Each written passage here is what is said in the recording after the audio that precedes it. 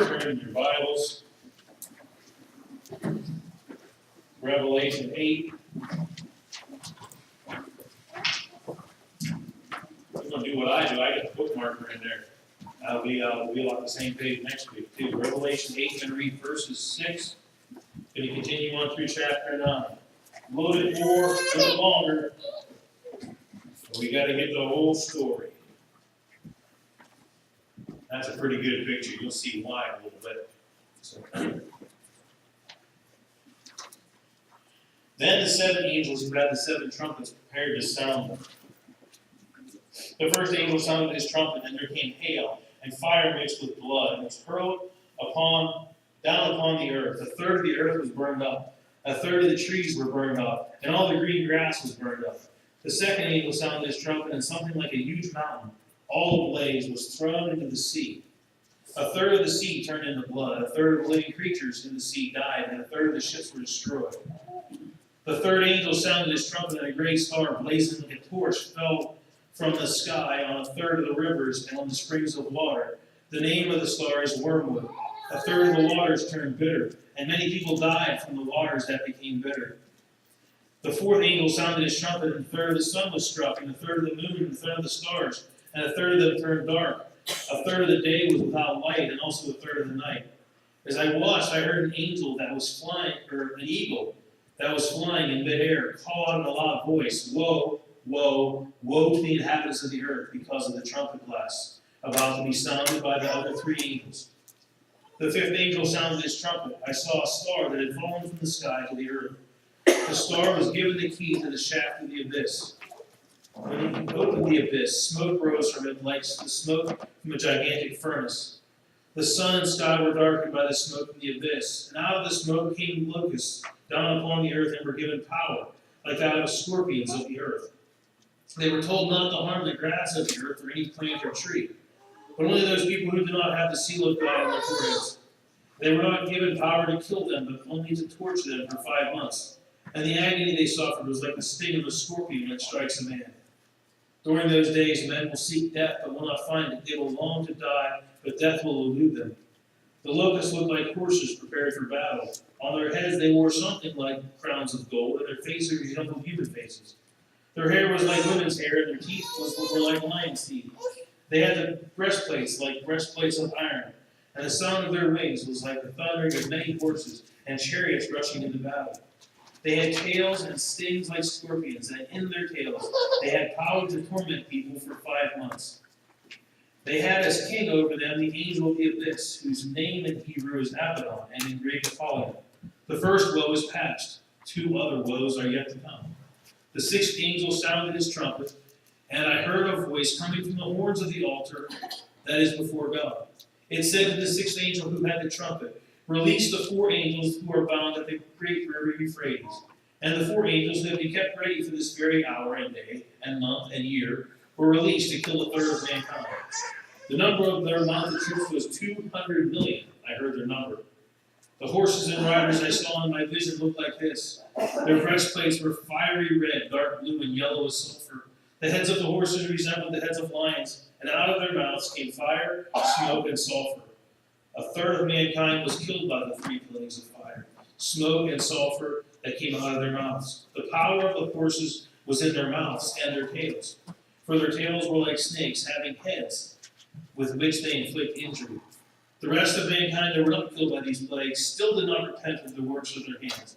They did not stop worshiping demons and idols of gold, silver, bronze, stone, and wood, idols that cannot see or hear or walk, nor did they repent of their murders, their magic arts, their sexual immorality, or their thefts. One of the things I hope we're seeing as we go through this book is that everything's happening at once.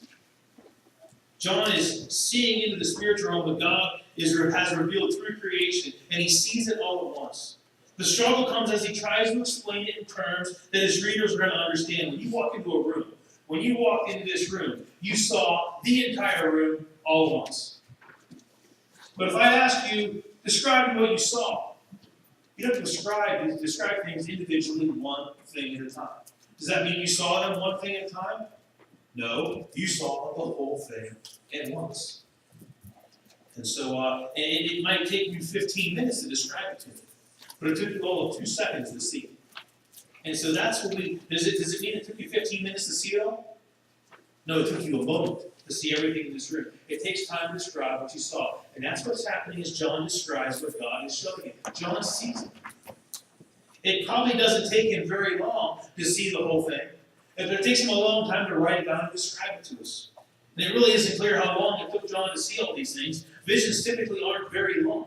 But to describe it in detail, what he saw takes time because John wants his readers to understand. In Revelation 1:11, John hears a voice like a trumpet. And when you hear the word trumpet, you probably think of a majestic kind of sound that tells him to write on a scroll what he sees and send to the 7 churches. God showed John something he wants the church to know. Today's passage is vitally important to the church. And at first reading, it sounds horrible, doesn't it? It's a very detailed description of destruction and basically the destructive nature of sin. And I know you didn't come to church on Palm Sunday to hear about how bad sin is, because we can say sin is bad. I think we get the gist, but this is a very detailed illustration of how bad it is. And we won't fully understand just how badly we need to shout Hosanna, save us, Lord Jesus, until we understand just how bad the sin problem is. Because we see in this passage as we go along the word woe. 3 times in verse 13 we see woe, woe, woe. It's a familiar word. We've all used it. When you want somebody to stop quickly, you might yell, whoa, whoa, whoa. A woe is a warning. Now you don't have time to yell, warning, warning, warning. If somebody's about to back over you, you go, whoa, and you want them to stop. Stop. Something's not right here. Whoa. In Revelation, the threefold use of the word woe in verse 13, as the trumpets are sounding, signify 3 woes. In chapter 9, verse 12, we read the first woe is past. And it says 2 other woes are yet to come. Later on in chapter 11, verse 14, you'll read that the second woe is past. And the third woe is coming soon. The third woe isn't actually described in Revelation, which means it's still to come. We're still waiting for it. In Revelation 8 and 9, 6 of the 7 trumpets are sounded. When the trumpets sound, things are destroyed. We're still waiting on that 7th trumpet, by the way. There's still one more trumpet sounded here. But the first trumpet brings hail and fire mixed with blood, hurled upon the earth. If you want to let your mental picture roll on here a little bit, this is all bad. This is all bad. This is the worst horror movie you've ever seen. Hail, fire mixed with blood, hurled upon the earth, and 1/3 of the earth was burned up. 1/3 of the trees, 1/3 of the green grass, all burned up. The second caused something like a huge mountain all ablaze to be thrown into the sea, and 1/3 of the sea turned to blood. And 1/3 of the creatures in the sea died, and 1/3 of the ships were destroyed. The third trumpet brought a great star from the sky, and 1/3 of the rivers and springs and waters were turned bitter, and lots of people died. And the fourth one struck the sun, and 1/3 of the moon, and 1/3 of the stars were turned dark, and 1/3 of the day was without light, and 1/3 of the night. Now don't ask what it means for 1/3 of the night to be without light. Night is without light. There's obviously, we're obviously going spiritual here now, John. There's obviously something, the bottom line is something very bad happened when sin entered the world. And then the scene shifts in verse 13. John sees the eagle flying in the sky. In midair, and the eagle calls out, woe, woe, woe to the inhabitants of the earth, because the trumpet blast about to be sounded by these other 3 angels. I mean, the first 4 trumpets illustrate what happened when sin entered the world via Adam and Eve. You remember, go back to Revelation 3, the ground was cursed. Lots of other things became corrupted in the process, and in verse 10, we get the imagery of what Isaiah referenced when he talked about Satan's fall from heaven. Satan was a cherub in heaven. He was there. He was in heaven. He was with God. And when Satan thought he could be God, he thought he could be in God's place. That's the true nature of sin, isn't it? When we think we know better than God.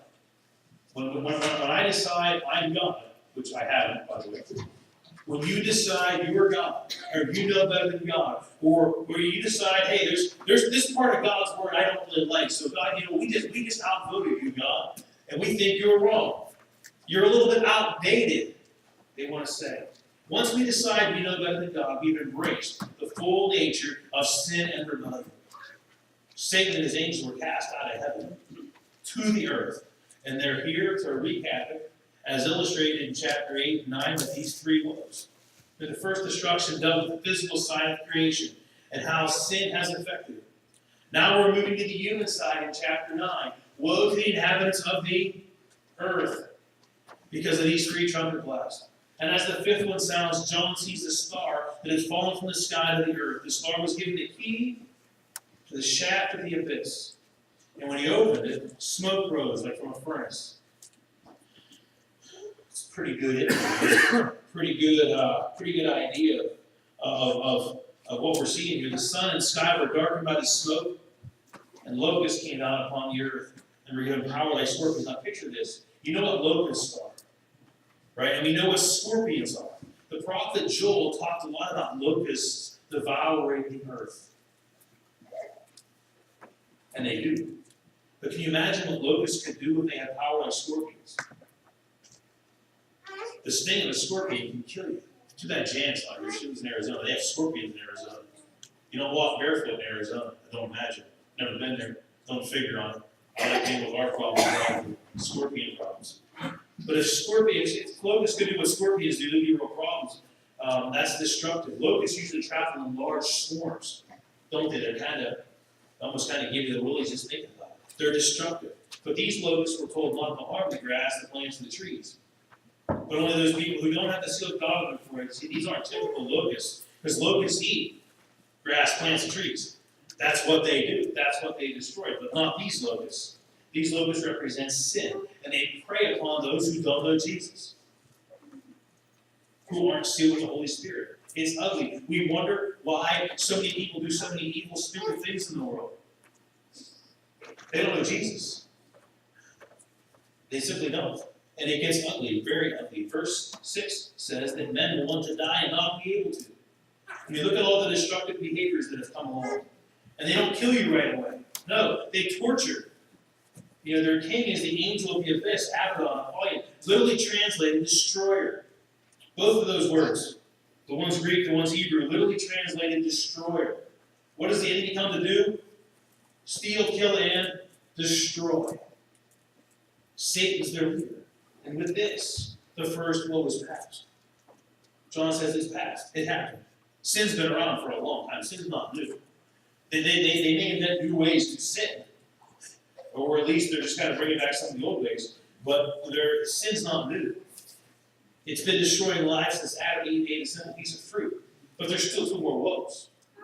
The sixth angel sounds his trumpet, and John hears a voice coming from the horns of the altar that is before God. Horns don't talk, do they? But they represent power. So it's a powerful voice coming from the altar. Not the same voice that cried out before the altar. How long? Remember the voice crying out from under the altar? How long? Everyone to know. They're basically crying out Hosanna, aren't they? How long till we get Hosanna? He says, just wait a minute. Just wait. Now the voice of the altar is calling out powerfully, saying, release the four angels. Remember back in chapter 7, verse 1, holding back the four winds of the earth. They have been released. Okay, here you go. To kill a third of mankind, more destruction. John describes in detail what these horses and riders look like, and I gotta tell you, they look pretty fierce, don't they? You want to cross these guys, and they kill a third of mankind. That's a lot. It shouldn't be too hard to get our minds around this. Disasters occur all the time. Some man-made, some natural, and people are killed. And this is part of the destructive nature of sin. And that's all bad news. In verse 20, we see the further destructiveness of sin. Those who weren't killed still didn't repent. You ever notice how people tend to blame God when bad things happen? All the time. There's a tornado. Oh, why is God punishing them? There's a flood. Oh, why is God punishing them? These things should serve as warnings, as woes. Don't blame God, repent. Because we're all saved. Because I think we are. If something happens today that blows up our building, we all die. See you there. We'll celebrate Easter with Jesus. All right? And we'll be okay. Well, a whole bunch of people will be sad, but we'll be okay. We can't blame God. We repent. Sin's horrible. Sin causes all these destructive things to happen. And what the hard thing is, we struggle, we tend to think We did this sin, this bad thing happens. We tend to equate things or equivocate things. So when a place is destroyed, say when New Orleans gets flooded, and New Orleans has a nickname that we don't need to mention. Don't they call it Sin City? It should say enough right there. But there's good people that have been destroyed too. Why? Destruction is destruction. Yeah. And there's people who blame God. There's people who say, as Job said, God gives and God takes away. We praise His name. The bottom line is we can't blame God. Sin isn't God's fault. God's advice to us, to Adam and Eve, was don't eat that fruit. God's advice to us is still don't sin. It's our fault. Collectively. When one of us sins, guess what? We all sin. When Adam and Eve sinned, we all sin. That doesn't seem fair in our 21st century American version of fairness, but that's how it works. When it rains, guess what? We all get wet. When it doesn't rain, guess what? We're all thirsty. And when there's a tornado, guess what? We all go away. It doesn't pick and choose just the bad people. The bad people. Sin brings about all these horrible things that John sees in this vision. And God doesn't drag us into the kingdom, does He? He doesn't knock you over the head and say, get in here, I want you in heaven. He offers a call to repent. He shed His blood on the cross in the person of Jesus Christ so we can say, Hosanna, and it works. Those who are sealed in Christ with the Holy Spirit are looking forward to that day. I'm pretty excited about that day when Jesus comes back. I'm still around for that. But those who choose not to repent, there's still one more trumpet sound. And it's a woe, it's a warning. And I don't know if you ever, whenever you see the word warning, you got to pay attention, right?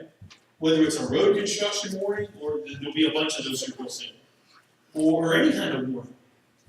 The light turns yellow, what do? You floor it, right? No, you slow down, you get ready to stop. That's a warning. That's going to be that final trumpet, the third woe. Destruction of everything that's unholy. And for those that have not repented, that's bad news. The good news on this Palm Sunday is that Jesus saves when we cry out, Hosanna. Blessed is He who comes in the name of the Lord. All right? We wave our palms. We want to get saved. We want Jesus to save us. He's the only one that can save us. So let's pray. Father God, we thank you, Lord, for Lord, we're not thrilled about what sin does. But Lord, we look around the world and we see what sin has done. Lord, a Christian church was bombed this morning in Egypt because of sin. And Lord, there were believers there who are with you now, celebrating, Lord, with you. And Lord, there are unbelievers there who actually serve as a warning. Actually serves as a warning to us, Lord, that there's still one more war. Lord, we need to be filled with your Spirit, Lord, signed and sealed, Lord. Lord, and these power, Lord, that these locusts have would have no effect on us. Fill us, Lord, with your Spirit, Lord, and cover us in your blood and protect us as we cry out, Hosanna, in your name. Amen.